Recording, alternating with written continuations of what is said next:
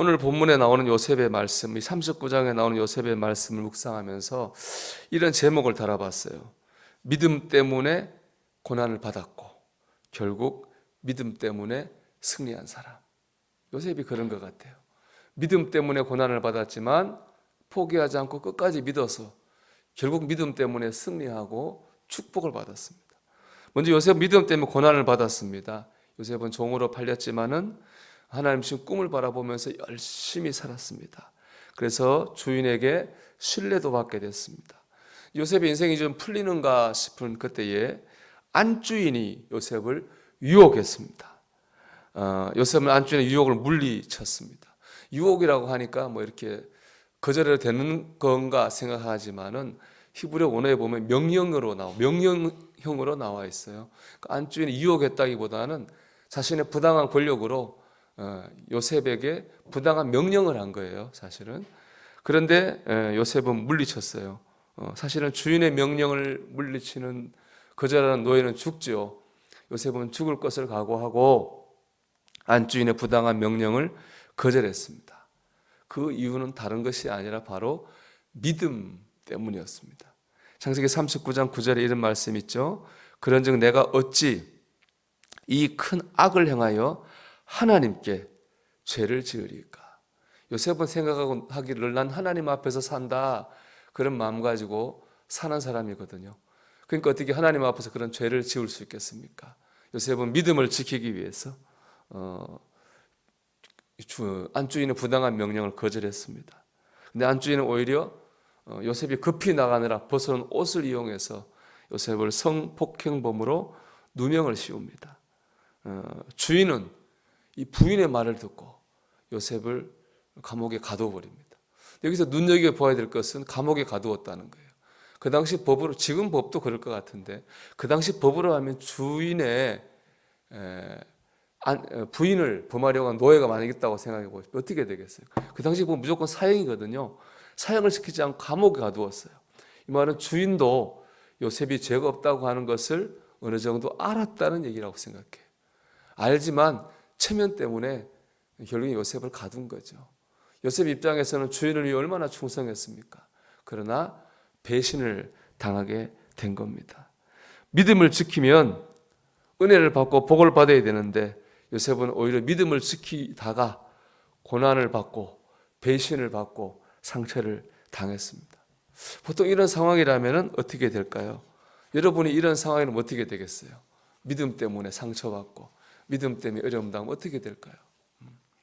요셉은 흔들리지 않았습니다. 계속 믿었습니다. 요셉은 감옥 안에서도 믿음으로 살았습니다. 요셉은 끝까지 하나님을 믿었습니다. 그 결과가 어떻게 되었느냐?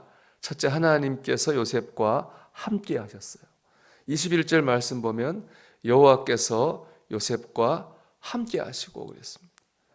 믿음을 포기하지 않고 하나님을 변함없이 붙든 요셉, 하나님은 그를 포기하지 않고 어디에 있으나 그와 늘 함께 하셨습니다. 여러분, 시험이 오고 상처받는 것이 있고 어려워도 하나님을 계속 믿기를 포기하지 않아야 됩니다. 그럼 하나님도 우리 손을 놓지 않고 우리와 늘 함께 하십니다. 여러분, 끝까지 계속 믿음으로 하나님이 변함없이 우리와 함께 하시는 것을 경험하시기를 축복합니다. 두 번째, 하나님의 은혜를 전하는 사람이 됐습니다. 21절 말씀인데 역시요, 그에게 인자를 더하사 간수장에게 은혜를 받게 하시매. 요셉에게 은혜를 베푸셨는데요, 그 은혜가 같이 있던 간수장에게 전해지게 됐습니다. 변함없이 끝까지 믿는 사람은요, 다른 사람에게 하나님의 은혜를 전할 수 있습니다. 그와 달리 왔다 갔다 하는 사람이죠. 이렇게 환경의 변화에 따라 믿음이 왔다 갔다 하는 사람은 다른 사람에게 하나님 은혜를 전할 수 없습니다. 제가 군정병 할 때 보니까 아주 신병 처음 들어왔을 때 힘들 때는 교회를 잘 나옵니다. 좀 편해지면 안 나옵니다. 그런 사람은 하나님의 영광을 전할 수 없어요. 근데 늘 열심히 나오는 병사들이 있습니다. 참 그런 사람은 내무반에서도 인정을 받죠. 쟤는 진짜 예수쟁이야. 이런 인정을 받고 하나님의 영광을 드러낼 수 있습니다. 변함없이 끝까지 잘 믿어야지 우리가 우리 주변에 있는 가족이나 다른 사람에게 하나님을 전할 수 있습니다. 세 번째, 꿈꾸던 큰 기도가 이루어졌습니다. 요셉이 결국에 애굽의 국무총리가 돼가지고 그의 꿈을 이루게 되지 않습니까? 그 꿈을 이룬 시작점이 어디입니까? 바로 이 감옥 안이었어요. 감옥 안에 들어왔던 술 맡은 관원장의 추천으로 요셉이 애굽 왕 바로 앞에 서서 바로 왕의 꿈을 해석하죠. 그것 때문에 인정을 받고 애굽의 국무총리가 되고 모든 가족에게 존경받는다고 하는 꿈이 이루어지게 됩니다. 끝까지 믿었더니 결과가 생겼습니다. 가다가 중지하면 아니하면 못하다는 말이 있잖아요. 신앙생활도 그렇습니다. 기도하다가 중지하면, 의지하다가 중지하면, 매달리다가 중지하면이 아니에요. 끝까지 매달리면, 끝까지 의지하면, 끝까지 신뢰할 때 우리는 믿음의 결과를 보게 될 줄로 믿습니다.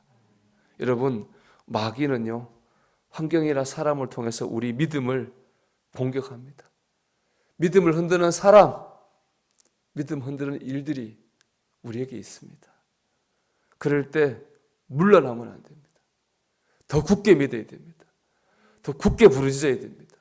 더 견고하게 의지해야 됩니다. 그럴 때 우리는 결국 믿음으로 승리하게 될 줄 믿습니다. 오늘 하루를 보면 우리가 오늘 믿음으로 시작을 했잖아요. 오늘 잠자리에 드는 그 순간까지 우리 믿음으로 살아갈 수 있는, 믿음으로 끝까지 마무리할 수 있는 이 하루가 되기를 주님의 이름으로 축원합니다. 기도하겠습니다. 주님, 오늘 하루 또 우리의 삶을 통해서 끝까지 믿게 하시고 변함없이 믿게 하셔서 주님의 역사를 경험하게 하여 주옵소서. 우리 기도 제목이고요. 이번 주일날 부흥회가 있습니다. 이런 부흥회를 위해서 날마다 기도해 주시기를 부탁합니다. 기도하겠습니다.